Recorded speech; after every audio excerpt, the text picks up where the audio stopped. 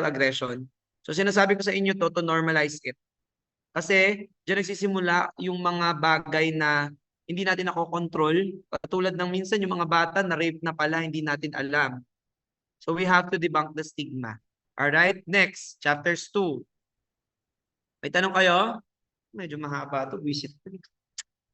Nakaayoko to eh. Pero this is important. This is psychosocial development by Erik Erikson. Ang sinasabi lang dito na hindi lamang sa internal or yung mga libog natin sa katawan, yung mga sex natin, or mga urges nang gagaling ang ating behavior, pero dahil sa society at culture na ginagalawan natin. Ano pong sinasabi dito ni Erik Erikson? Okay. Sinasabi lang dito ni Erik Erikson. Si Erik Erikson ay psychoanalysis pa rin. He's a neo-Freudian. Ang sinasabi lang dito natin is that meron tayong mga crisis na pinagdadaanan sa buhay natin. So ibig sabihin, yung mga buhay natin, meron tayong pinagdadaanan na gulo or chaos na kailangan nating ma-resolve. Once na dumating na chaos na yon, it's either you sink or you swim. It's either maa-acquire mo yung virtue or outcome. It's either magiging positive siya or magiging negative. Parang ganito lang yan. It's because of, halimbawa, yung crisis na pinagdadaanan natin when it comes to parents, right? Yung iba, it turns out na kina-cut off nila yung parents nila, pero yung iba, they see it as a positive. So yun, parang ganun yun po yung sinasabi ni Erik Erikson, na yung ating behavior and personality is based on the society and the culture. And yung mga stages ng buhay natin, meron tayong mga crisis na pinanggagalingan.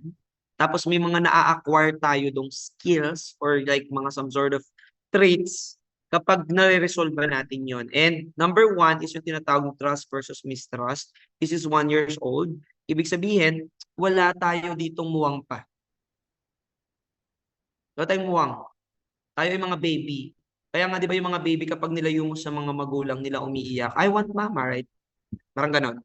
So, dito, ang dilemma dito, if he or she will trust or will not trust kung sino yung caregiver niya. So, yun nga, ang nangyari kapag hindi na-compensate ng maayos yung ng baby yung crisis na ito, lagi siyang yung outcome magiging fear or suspicion. Diba? Kaya minsan yung mga baby, umiiyak sila pag kinakuha sa magulang. Or pwede nilang matutunan yung tinatawag na virtue, na hope. Kakaroon sila ng pag-asa, they trust other people. Kaya di ba may mga bata na kapag yung sayahin, magiliwin, parang kahit kanino mo ipasa-pasa, okay lang. May mga bata naman na sobrang picky, gusto kay mommy lang. So yun, that's the trust versus mistrust. Okay? You trust your caregiver or either you mistrust. Number 2, 2 years old, this is crisis, this is autonomy or doubt. Ito naman yung mga 2 years old, toddler, kung saan natututo ng maglakad yung bata. Anong sinasabi lang dito? Kapag yung crisis na to nangyari, it's either kakaroon ka ng virtue of will or shame. Halimbawa, yung bata, tinuturuan mo siyang maglakad. You have to encourage them. Kasi if they are in doubt, hindi nila natitiwala sa sarili nila, panigurado ang possible outcome nun kapag yung bata lumalaki, nagkakaroon sila ng shame or nahihiya silang i-showcase yung talent nila. And kapag autonomy naman, they are able to be accountable of their actions, nagkakaroon sila ng willpower. Mas nagiging mas malakas yung loob nila or they develop resiliency towards the inner self. Alright? So, yun nga. Kaya nga, di ba, pagka dapat ang bata, tinuturuan mo siyang maglakad, wag mong turuan mo na. Yung ibang parent, di ba, parang ginagawa nila, itayo mo yan kasi yung bata kawawa naman. No, mali po yun. Kasi kapag ang bata, tinuruan mo siya ng, ikaw mismo yung nagtayo sa kanya, that means, hindi mo siya tinuturuan maging independent. Gets? So, ibig sabihin, kapag yung bata na tayo, hayaan mo siyang tumayo ulit ng sarili niyang paa. Kasi tinuturo mo doon yung tinatawag na virtue of will. Para matutunan niyang tumayo sa sarili niyang paa kahit 2 years old pa lang siya. Pero pag tinayo mo siya agad, ang ending, tinuturuan mo siyang maging spoiled brat. Nagkakaroon siya ng shame sa sarili niya. Na, hindi ko kaya, I need mama. I need mama to stand up. Gets? So, yun po yung autonomy versus doubt. Next is yung tinatawag na initiative versus guilt. Yan, ito yung 3 to 5 years old kung saan medyo papasok na yung bata sa school. Ano po to? Ang bilis 10 minutes na lang, kakainis. Okay, ato po ito. Ang sinasabi lang dito sa initiative versus guilt is that, ayun, yung bata, kakaroon siya ng initiative to do so. Ginagawa niya yung sarili niyang thing on his own or on her own. Okay? Yung guilt naman, ito yung parang fear niya na baka hindi ko kaya eh. Diba? So ano po yung virtue nun? Purpose. And yung outcome is inadequacy. Ang pinaka-best example nito kapag yung bata papasok na ng kinder. Right? Anong dilemma ng teacher? Nagkakaroon sila ng separation anxiety. Ayaw nilang nahiwalay sa nanay. Kapag ang bata sa crisis ng 3 to 5 years old na develop yung initiative versus guilt, hindi yan nagkakaroon ng separation anxiety. Papasok na lang yan sa school. Gets? Okay yan. Makikipaghalubilo pa yan sa mga classmate niya. So, ibig sabihin nun, alam niyo yung purpose niya na dapat pagdating niya ng 3 to 5 years old, pupunta na siya ng school para maging kinder. Pero kapag ang bata meron separation anxiety, yun yung tinatawag na inadequacy. Ibig sabihin, hindi niya na-resolve ng maayos yung crisis niya about initiative versus guilt. Wala siyang self-esteem na tinatawag pa. He can't or she can't stand alone. Gets? So ano po yung sinasabi dito? Napaka-importante na dapat yung mga bata, you let them do their thing. To explore, to develop their skills, their social skills. Huwag niyong ikulong sa bahay at saka sa tablet. Yun lang po yun. Next, industry versus inferiority, competence and inferiority. Ito ay 6 to 12 years old. This is pre-teen. Ito ay nasa grade school na. Anong sinasabi sa industry versus inferiority? Ayun nga, ang industry, are you able to resolve the crisis with industry or is he gonna be an inferior one? Gets? So, yun nga, kapag sinabi natin inferiority, yung takot siya, feeling niya mahina siya. Feeling niya hindi siya enough. Teacher, hindi ko po kaya. Minsan pag nasa school, sinasabi nila niya, ganito yan na, teacher, hindi po kasi ako marunong mag-drawing ng flower. So, that's inferiority. Competence naman, if they are trying. Gets? That's the industry. So, yung crisis ng 6 to 12 years old is about proving something na you could do it. That's the crisis. Gets? So, yung mga bata usually na malakas yung fighting spirit, ibig sabihin yung crisis nila about industry versus inferiority, nagiging competent sila. Kahit pangit yung gawa. Minsan may mga bata na kahit ang pangit yung gawa, sasabihin, teacher, ang ganda po ng gawa ko. Tingnan niyo po, pero mukhang bagoong yung isda niya. That's very good. That's a good sign. Pero pag sinabi namang inferiority, ito naman yung mga bata na, teacher, kasi po hindi ko po kaya. Hindi po ako magaling mag-drawing. Tatandaan niyo yung mga teacher na yan, sinasabi lang nila na pangit yung gawa and stuff, pero minsan, kahit pangit yung gawa, kailangan mong i-encourage yung bata, no, hindi, magaling ka. Kasi baka mamaya, yung 6 to 12 na crisis, meron silang pinagdadaanan ng crisis na tinatawag na industry versus inferiority. They don't know how to become competent. Hindi nila alam kung ano yung purpose nila. Nagkaroon sila ng problem when it comes to tinatawag na formative years. And yung 1, 2, 3, 4 na yan yung pinaka-importante. You let the kid explore kasi mas firing yung neurons niyan. Mas natututo sila. Gets? So next is yung 12 to 18, yung tinatawag na identity versus role confusion. Sinasabi lang dito na ito na yon yung fidelity or rebellion. Oh, may question ka, BC, Daniel. May question ka? You raise your hand. Sir, wala po. Gusto ko lang po sana sagutan yung identity versus role confusion. Paliwanag, sir, parang ganon. Ano po? Echo. Umi-echo. Sige, patayin niyo muna yung mga Sabihin mo nga dyan sa Antipolo, mag-mute nga sila. Anong question mo about identity versus role confusion?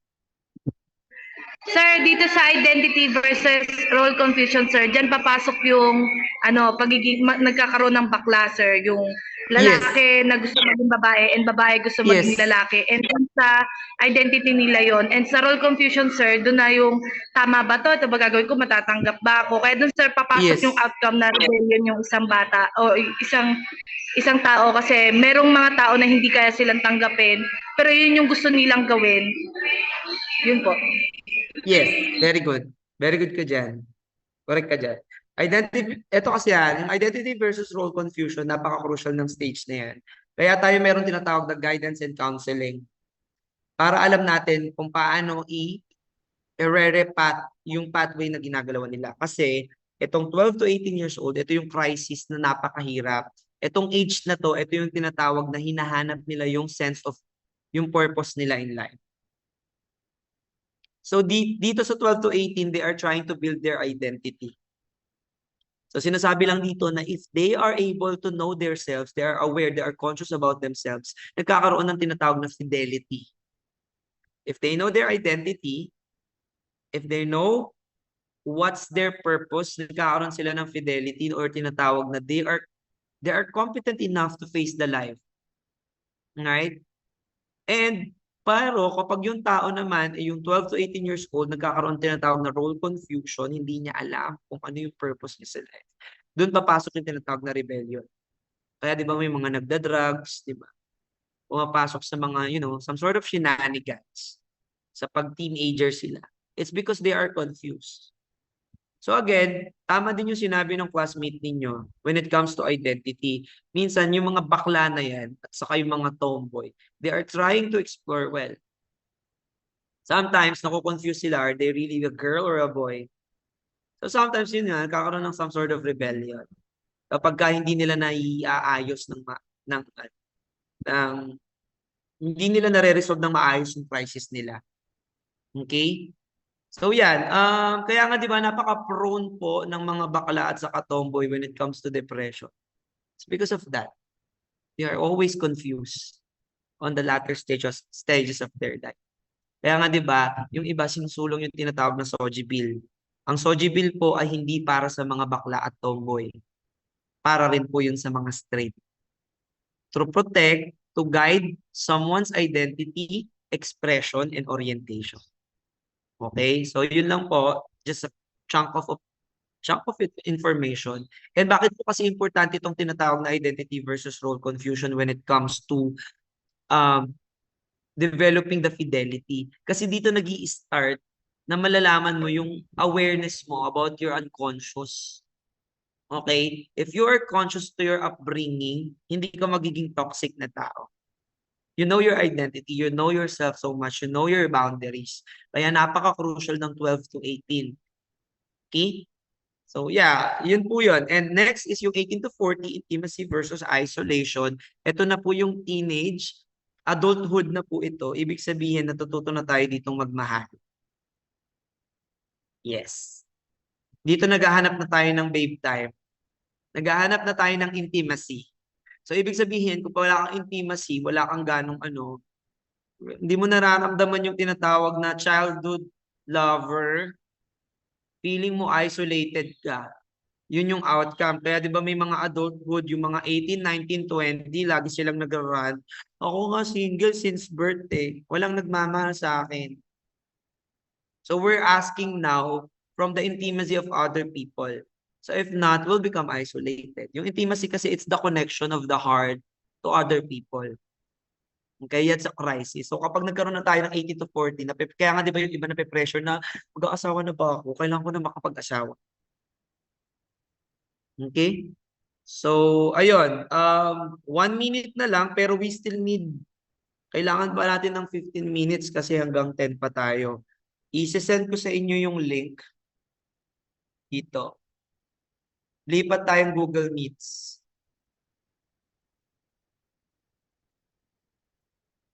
Or sa group chat. Lipat tayong Google Meets.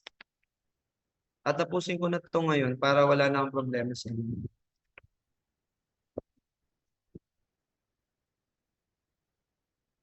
Sa GC lilipat ko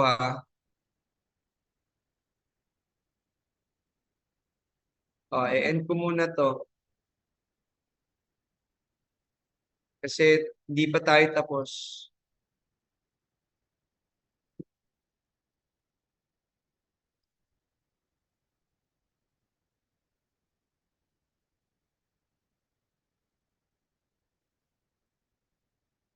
O, send ko na rin dito sa group chat.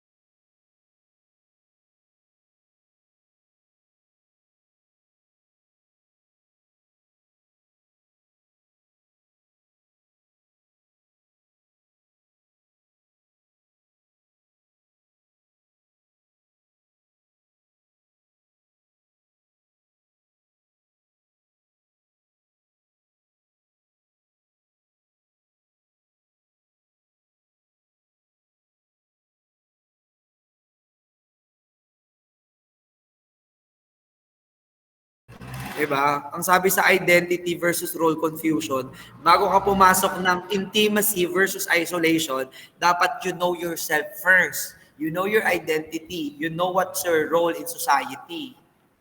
Ganun po yun. Kaso, tignan mo, yung siguro nung teenager kayo, ang iniisip nyo ay puro kabaklaan at kung ano-ano, puro, ewan ko sa inyo kung anong iniisip ninyo, imbis na mag-aral kayong mabuti. Iniisip nyo yung kung ano-ano. Kaya nagsisettle ka for bare minimum. Kahit mo kang magbubuko, nagpapaloko ka. Kasi gusto mo ng intimacy kahit hindi mo pa nako-construct yung sarili mo. You don't know your identity first. Wala ka pang tinatawag na self-love. Paano mo mamahalin yung ibang tao kung hindi mo mahal yung sarili mo? Gets? Nagmamahal ka ng ibang tao, ikaw nga mismo, hindi mo alam yung identity mo, hindi mo mahal yung sarili mo. Naintindihan niyo ba ako? Ito rin yun, in modern psychology, ito yung application niyan. Kasi, ito tinatawag na society and culture, nagmumold yan ng tinatawag na illusion of conventional. So, these are the roles that we are supposed to do while we're growing. Ilang taon na ba karamihan dito? Sige nga, ilang taon na ba? Ilang taon na kayo? Ano yung median? 19? O 20? O ibig sabihin, nandito na kayo sa intimacy versus isolation. O ibig sabihin, dapat ang virtue ninyo when it comes to intimacy is love. O, ang question dyan, do you really love yourself before you go into intimacy? Because if not, panigurado, meron kang tinatawag na unhappiness. Kaya tignan mo, kahit binubugbog ka, balik ka ng balik. Bakla, magtigil ka, hindi maganda yung ginagawa mo. Para kang hindi nag-grade to niyan. Diba? Yung mga lalaki naman, ewan ko sa inyo, ang hilig nyo sa inday. Buti sana kung, yuck! Diba? Yung ibang lalaki, when it comes to intimacy, dahil masyado silang egotistic yung tinatawag na toxic masculinity nila, kasi alam nila yung identity nila. But they don't know their roles in life. Kahit mukhang inday, okay lang. Ew, yuck, kadiri. Tapos yung yung alam mo yung yung nature ng relasyon nila, yung sigawan, ganyan. Magchichit siya, magchichit din yung isa, ang papangit. Yan ang definition ng pangit. Sabi mo, nagchit yung jowa ko, magchichit din ako. Diba? Tapos mauuso yung sad boy. Oh, yung sad boy, anong ibig sabihin nun when it comes to intimacy versus isolation? Oh, yung crisis nila sa buhay, hindi nila nare-resolve. Diba? Simple lang yun. Yun po yun, yung mga e-girls. Alright? Yung mga sad girls. Sabihin yung ex ko kasi hindi niya ako minahal. Inabuso niya ako. Ulul. Pagmamanipulate mo lang yan, sabihin mo hindi mo mahal yung sarili mo. Alright? You are still confused about yourself. You don't know what's your roles. You don't set your boundaries. Ang gawin mo para maging happy ka, para matuto ka, is that you have to build intimacy. You have to build it within yourself to other people so that you could acquire love. Gets? Okay na, nandito na ba lahat? O meron pa kayong tanong about Erik Erikson? O yung mga pick me girls, yung mga pick me girls na yan yung mga walang yung hindi nila nakikita yung nila. Validation. Gusto nila sila lang piliin. Tapos yung mga e-boys naman, yung mga sad boys, uy, ang ganda mo, ang sexy mo. Galasunan sila, papangit nila. Di ba? So, yun. Again, napaka-importante ng 1 to 5. Ulitin ko, napaka-importante ng 1 to 5. It's simply because diyan yung tinatawag na formative years. Diyan kayo natututo, nadadapa. Diyan kayo nagkakamali. Yung pagkakamaling yan is that will turn into wisdom. Kaya pag pumasok na kayo ng adulthood, you are not missing That's how it goes. Okay? So, yun. I mean, wala namang problema kung naloko ka ng isang beses. Walang problema doon. Sige, hindi kita i-judge. Naloko ka ng isang beses kasi nagtututo ka lang eh. Gusto mo lang din matuto eh. Subukan mo lang. Pero kung paulit-ulit na ay, hindi ka para mag-ano-ano dyan. O kahit yung halimbawa, yung inabuso ka na ng paulit-ulit, kahit sabihin na natin hindi sa relationship, sa pagkakaibigan, inabuso ka na ng paulit-ulit, uulit ka pa. Para kang hindi nag-initiative versus guilt at parang hindi ka nag-industry versus inferiority. Ayan. Kaya yung mga tropa mo, kahit puro mga adik, okay lang. Diba? Ano ba, Mars, pautang naman ako, ganyan-ganyan. Pautang ako 10K kasi pang Starbucks lang namin. Tapos pinautang mo. Tapos, hindi ka na nga binayaran, tropa mo pa din. Gets? Diba pa? Para kayo mga tanga. Diba? So, ibig sabihin, pagka ganon, meron kayong problema sa crisis na tinatawag na industry versus inferiority. You have inferiority complex. You don't know how to boost your self-esteem that you don't settle for less. Alright? So, pagka ganon, ama na kayo bakla. Ama na kayo. Ayan kasi ang hirap sa inyong Gen Z eh. You're not aware. Napaka-impulsive ninyo. Pero, ayun nga, ika nga nila, natututo tayo. With all our mistakes, the existence of life is a matter of trying eh. Ganun po talaga. Hindi laging The existence of life is not about, this is theoretical this is tinatawag na existentialism. Not everyone will stay. Alright? Not everyone will disappear sooner or later. That's the existence of life. So what you could do dito sa mga stages na to, you try, you fail, and those failures turn it into wisdom. Alright?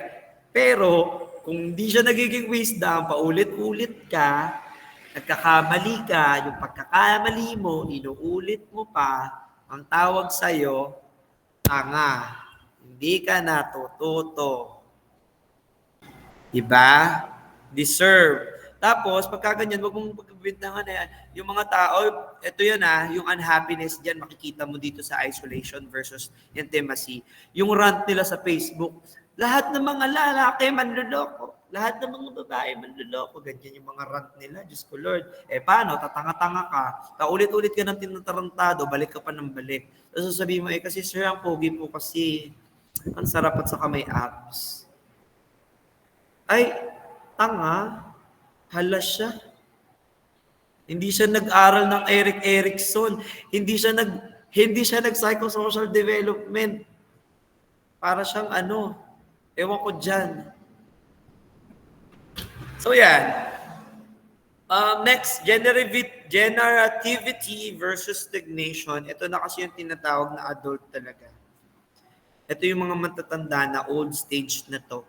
So, ibig sabihin, yung sinasabi lang dito sa number 7 na to, yung 1 to 6, dapat natutunan mo na siya. And if not, nagiging unproductive ka. Kaya kung may mga tanda nagkakaroon ng dementia, yung iba nai-stress, nagkakaroon ng depression. Yun. And kapag naayos naman niya, nagkaroon siya ng wisdom, nagkaroon siya ng crisis na yon, nagkakaroon siya ng tinatawag na care. Anong ibig sabihin nito? Di ba kung mapapansin niyo yung mga lola natin, may mga lola tayo na, di ba, yung gustong-gusto nating lola. What are those people? Yung parang pag pumunta kay lola, bubusugin ka, ganyan. Bibigyan ko pa ng pera, ay, apo, ito pera pambaon mo. Tapos matutuwa ka, di ba? So, ibig sabihin, they develop the virtue of care. Pero di ba may mga matatanda na parang alam mo yung parang hindi tumanda. They are unproductive, they're very toxic. Ibig sabihin, yung mga virtue na dapat nila matutunan on 1 to 6, the crisis of their life, hindi nila na-resolve yun. Gets? May mga matatanda na nagmamaoy. Ayaw mo yun? May mga matatanda na parang yung pag pumunta ka sa family reunion, ay, ang taba mo na. Ay, Bakit hindi ka pa nakakapagtapos? See? So these are the people. Kasi kung matanda ka na, ito tinatawag na generativity versus stagnation.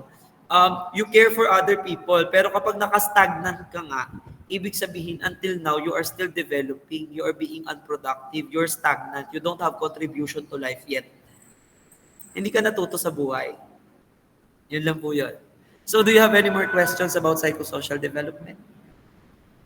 Tapusin natin dito kasi saglit lang eh. Kulang sa oras. Pero chapters 2 na to, magpapaquiz ako mamaya ng chapters 1. About psychosexual. Do you have any more concern?